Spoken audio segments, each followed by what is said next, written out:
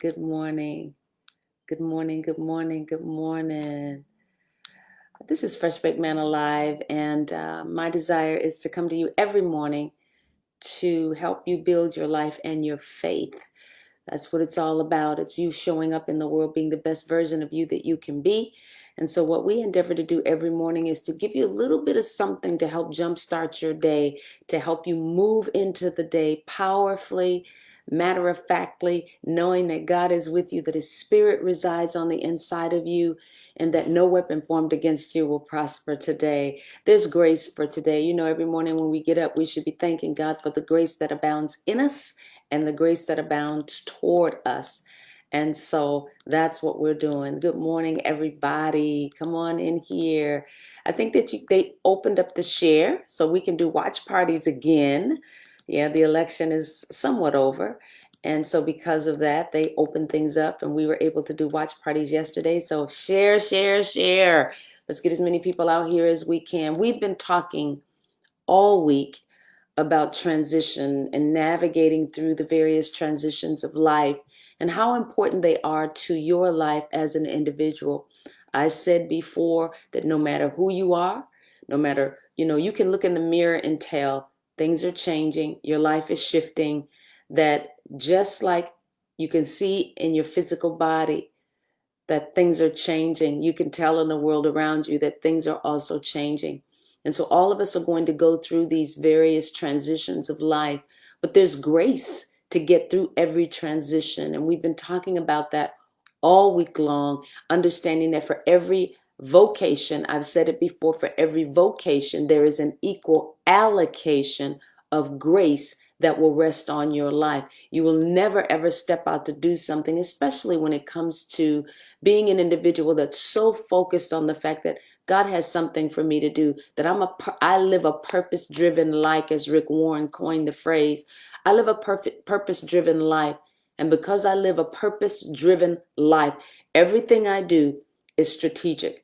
I make moves strategically. I talk to God so that I can move strategically. And so today, what I want to do, why do we do that? So that we're not stumbling into the various seasons of life that God has for us. We're not falling into new jobs. We knew long before it even came to us, long before the opportunity was presented to us, that the opportunity was coming. How did you know? Because I walk with God. I mean, I'm sorry, I walk with God. You may not want to hear that, but that's the reality. Because I walk with Him, He gives me inside information. And there's just this knowing that I have that there is transitions coming to my life.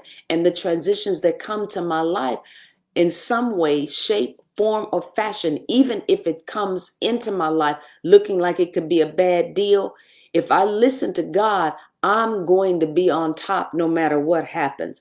I'm going to be the cream that's going to rise to the top. And so I know that it's going to always work out for my good. Why? Because I walk with God. He lives on the inside of me. He's given me His Spirit. He's given me everything that I need that pertains to this life, living my life, and to walking it out in a godly way. What does it mean to live a godly life? Talking about the transitions of life. Does it mean that you go to church every day? Does it mean that that you're doing Hail Marys all the time and all of that kind of? No, it doesn't mean that. It doesn't mean anything religious. What it means is that I am in a covenant relationship with God. I got Him, He's got me, and He is walking with me through the various situations and issues and the day-to-days of my life. Every single day, that dash, the day I was born, the day I died, that dash is filled with wisdom from God. And so how I execute from the day I'm born until the day to the point that I begin to realize that I can live my life being governed by God from that day until the day I close my eyes. I'm going to do it, and I'm going to do it in a way that keeps my relationship and the lines of communication between me and Him open. This has nothing to do with anybody else. It has nothing to do with a church. It has nothing to do with anybody except me and God. Will you go to church? Yes. Will you be around other believers? Yes. But ultimately, it's important for every one of us to realize that the transitions of life and your life in and of itself, was ordered by God. It was ordained by him. And what he does is he puts his plan in you, and then he puts a demand on the plan that he's put on the inside of you at the appointed time. He raises you up. He puts you in environments where people can speak into your life. And then as those people are speaking into your life, whether you realize it or not, and some of the people that speak into your life, some of them you don't even like. But he will use people to speak wisdom into your life and to help you get to each phase of life that he's called you to be in. And that's why you don't want to miss any steps in your transition. We don't want to be that one that jumps from step 1 up to step 5 and we didn't go through the proper process. No, you want to go through every step, every process. Why? Because each step makes me stronger than I was on the step that I got off of. And so each time I elevate, I know more, I'm wiser, I'm smarter, I'm stronger, I'm able to stand a little bit more, because there's that age-old saying, to every level there's a different devil, and it's the truth. Which every level that you walk in, the opposition, the challenges can get more intense with each level that you rise. The higher up you go, the less oxygen you have. And sometimes the higher up you go, it requires you to take in, to breathe a little deeper, to do things a little slower, to move a little more stealthily, because God is using your life. And at each level, there will be somebody there, something there, some circumstance there to oppose you. If you look at it through the right lens, what it will do is you'll realize, okay, here's a challenge, but it's not a challenge that I don't already have victory over. You realize before you even face the challenge, I'm coming in to fight as the winner. Why? Because God has already made me triumphant in everything. I'm more than a conqueror. I'm not just a conqueror. I'm more than a conqueror. You hear people talk about a professional boxer. The boxer is the heavyweight champion of the world, but the one that he turns around and gives that check to is more than a heavyweight champion. They're more than a conqueror. And that's who God says that we are. Jesus got in the fight. He fought the fight for you. He got the victory for you. Then he turned around and he gave you the spoils of the victory. And so that's how you've got to come into the world. You got to show up in the world realizing, I don't care what's going on.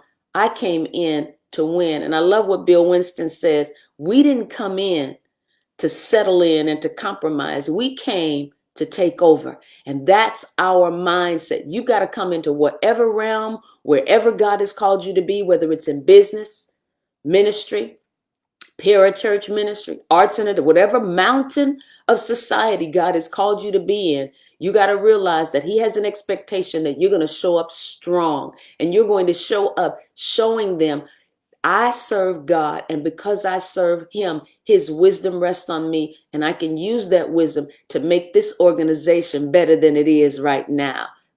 That's good stuff. So anyway, so today we're going to be talking about, what do you do when you know that something is on the horizon, that something is coming? For those of you, I believe that most of you that are on the line with me, you're praying people, you love God, you want to know how to do this thing. We've been talking from the natural standpoint all week long. Well, today I really want to talk about things from the spiritual standpoint, because I think it's important. When you talk about showing up in the world, you want to show up every aspect of you, your spirit, your soul, and your body. Everybody shows up. All of me shows up. I said it before. I don't want to show up anywhere and have a strong spirit and my body is not together. My intellect is not together.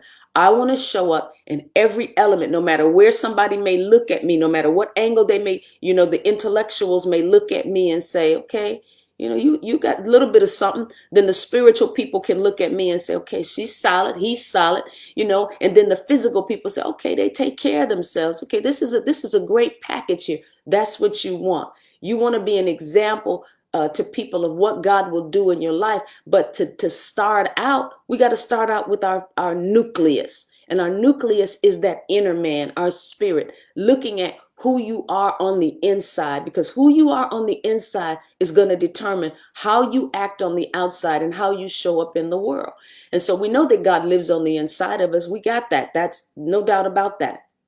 And because God lives on the inside of us, it's really important that when you come to grips with the fact that, okay, there's something that I'm supposed to be doing in my life. I don't really know what it is, but I know that transition is coming. How do I get there? And I'm going to share just a little bit of a story. In 2005, I had this knowing in my heart that I was supposed to go on the radio. I was supposed to take what I was saying and go on the radio. And I knew that I had something in me that was destined to move just beyond my local community and move out into, the world, globalized. And so I started praying in about 2005. And my time of praying, in that time, I knew that this radio broadcast was to be designed to help develop people. It wasn't necessarily for people that may not know the Lord, but it was for people who walked with God and wanted to take their life to the next level. And I could see that it was going to be used to help people grow in their spiritual maturity on the inside first. We were going to focus on who they were on the inside. And so I just started praying about that. I didn't know what it looked like. And to be quite frank with you, I didn't even have the money to do it. But I just started praying about it. I saw myself on the radio. And so I started praying about it. Now you think about this. Jesus said, everything that I do because the Father showed it to me. I do what the Father shows me. And sometimes you don't realize that the things that you see in your heart are things that God is unwrapping for you, showing you, this is where I'm about to take you. This is the place that I'm going to show you. These are the arenas that you're going to stand in. And sometimes you're like, wait, hold up. I'm not qualified. I haven't, that's not my bend. I don't, one time I was praying and a woman came up to me and said, God is going to move you into the political arena. I was like, whoa, hold up. Nope. Church, that's where I go. But eventually over time, what ended up happening is as I started praying about those things, one day I found myself in Washington, D.C. lobbying.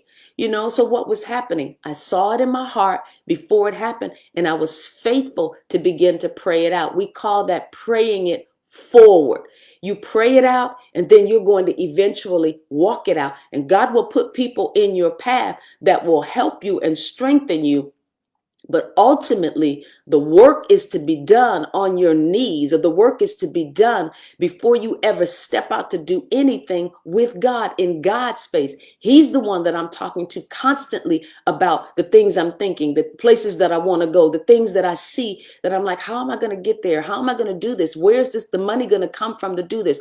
God will never call you to do something that you got all the money to do where you are right now. When you first see it, you're not going to have the resources to do it. Usually, if you can do it in and of your own self, it usually that's you. But when God calls you to do something, generally it's going to require more money than you have and more faith than you've probably ever had to exercise. And that's the beautiful part of it, because you get to step back and watch God do his thing through you, because that's what he wants to do anyway. He wants to show himself strong through your life. And so back to my story about being on the radio. And so here I was just praying about it. So I picked it up in 2005 and I just started praying about the radio. How will I do it? Thank you for the resources. Just talking to God about everything that I could think of relative to being on the radio. And then a year later, this man called me and he said, I don't know if this is something that's been in your heart, but I just feel like I'm supposed to help you get on the radio, to take your teaching and put it on the radio. And I'm going to cover it for 6 months. Well, what ended up happening was they ended up paying for my radio broadcast. His entire family ended up paying for my radio broadcast for like 3 years, giving me an opportunity to build my base. And then as a result of me being able to build my base, then I started getting partners to partner with me. And then they started financing and supporting the radio broadcast. What am I saying? If you pray it out, you will walk it out. And there are things that as you're praying, as you're going down the road, you think about a king. Think this about a king. When a king is, in the days of old, when a king was going to go out, what they would do is they would send out, the people that would go out before the king. And what was their job? They were to go out to make the rough places straight, the crooked roads straight, and the rough places smooth. That's what they were supposed to do. And so they send those people out and they would make the ground smooth so that as the king would come in his chariot, the king wouldn't have a bumpy ride. Well, that's what your prayers do. Your prayers make the rough places smooth and the crooked places straight. And then what it does as you're praying is things that you don't even know that you're going to be encountering. Your prayers will put those things on the road so that when you get to a certain place, a certain season, a certain time, those things will be there waiting for you. And sometimes you forget that you even pray about it. And then when you get to this certain point in the road, sometimes it can be a challenge. And it's like, I don't know why this isn't bothering me. I don't understand why this is an ugly situation. And I don't know why it's not bothering me, because a year ago, 2 years ago, 3 years ago, whenever it first dropped in your heart, God instructed you to pray about it, and you were faithful to pray about it. And now here you are a year later, 2 years later, 3 years later, and now you're confronted with this situation and you didn't know this is what I was praying about. And so what do? He made the rough places smooth and the crooked places straight. So although you still have to go through that difficult bend in the road, you get through it with ease because I've already prayed it out. So now all I'm here to do is walk it out. That's what it means to be more than a conqueror. That's what it means to pray your life forward. We're talking about your transitions. And so knowing that whatever it is that you're called to do, if you just get before God, you don't know all the people that you're going to meet in your next job, in your next business venture. You have no idea who these people are going to be. But what God will do is say, just sit down. Pray about it. I know you don't understand why you're praying about this or why you're praying about that, but just yield to what I'm giving you.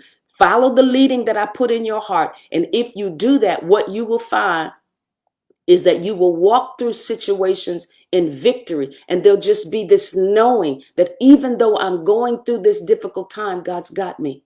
My faith is increased. I'm strong in the Lord in this situation and in the power of his might. And so that is the beauty of praying things forward, And so, then in 2001, I'm just telling my stories today. In 2000, I started praying and talking to my senior pastor about a gathering of women that would come together for the purpose of praying out their lives, because I got a hold of this thing that, you trying to tell me? What I realized is if I can be behind in my prayer life, if I can be behind in some things, we always say, I'm not where I'm supposed to be, indicating that there's this knowing that I haven't moved in life the way that I should be progressing in life. And one day the notion came to me, well, if I can be behind in life, I can be ahead in life too.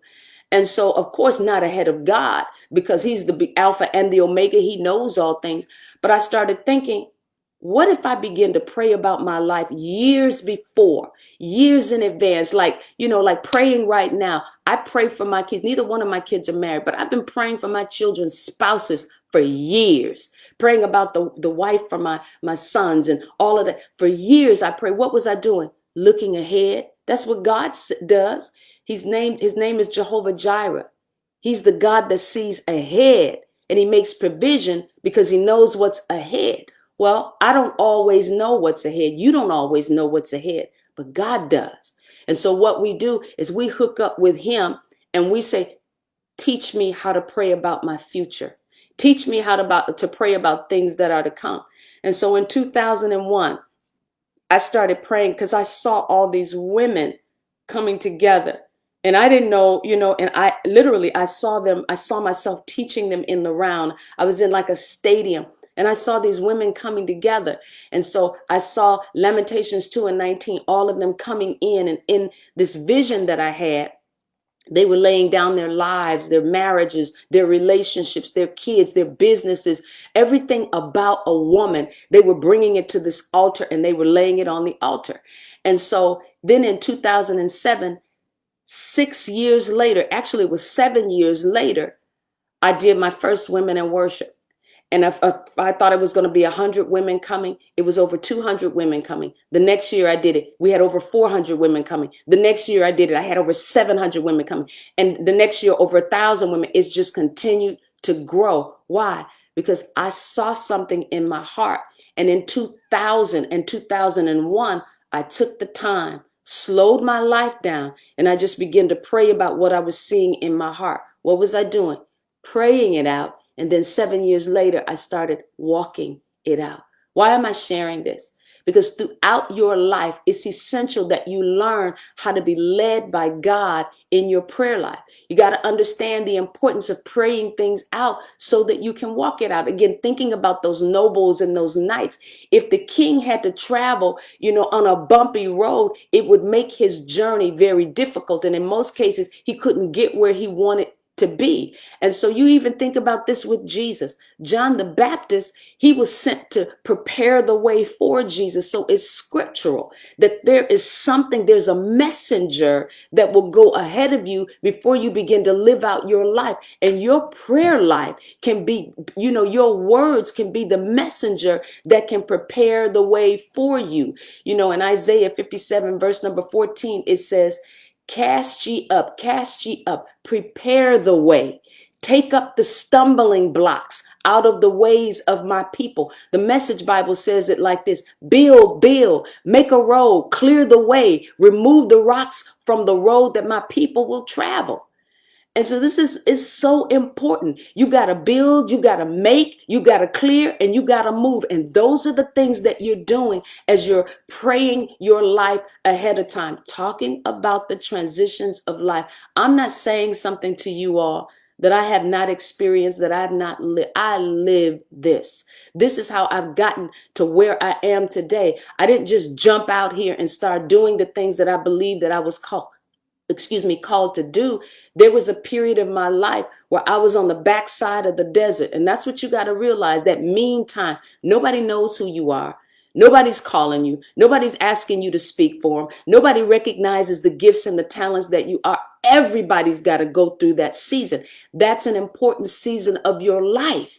And so it's important that while you're in that season, that you're doing the necessary work so that when you do show up, you don't show up like a novice. You show up like somebody, I paid the price to be here. I've done the necessary work to stand in the place that I'm standing. I didn't just arrive.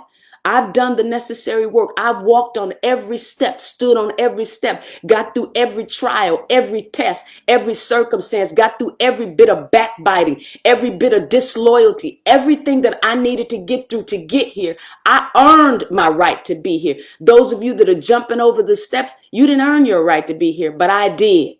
And so I can stand flat-footed in this space, no matter who's around me, no matter how gifted they are, how rich they are, no matter what experiences they have had. Even if I come and I'm on this level now and I'm brand new, green, I'm here because I paid my dues and I deserve to be here. And because God has called me to be here. And because God has called me to be here, I spent the time praying. I spent the time talking to him. We've been in covenant together when nobody knew what I was talking to God about. I didn't just show up on the scene. That's the thing that you all have got to understand, that praying it forward will do in your life. I'm telling you, it will platform you in ways like nothing else. And so for those of you, you started this new job, you didn't pray about it before you got on it. Now you working behind the scenes, now you're trying to play catch up. No, we don't have to do it that way. And that's okay too. Ain't no shame, no shade on that. But here is the deal. If you recognize, wait a minute, I stepped into this. I didn't talk to God about it. I didn't pray about it. I made this move. I moved to this city. I moved to this job. I took this position. I didn't say anything to God about it.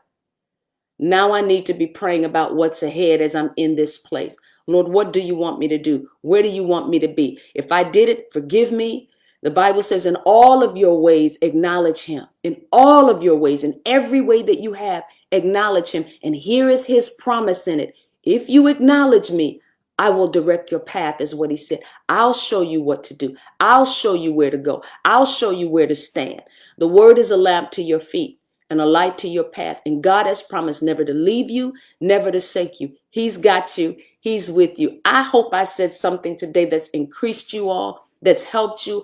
Our desire, sorry about the light behind me. I didn't realize the sun was going to be beaming in like that. But I hope I said something today that's increased you. My desire through Fresh Baked Manna Live every morning is to build you, to develop you, to give you something so that you can show up in the world strong, being the best version of you that you can be. Because like Tim McMurtry says, ain't nobody fresher than me, and can't nobody beat me being me. God bless you all. Love you. Have a great weekend. Show up strong today. Talk to you Monday. Bye-bye.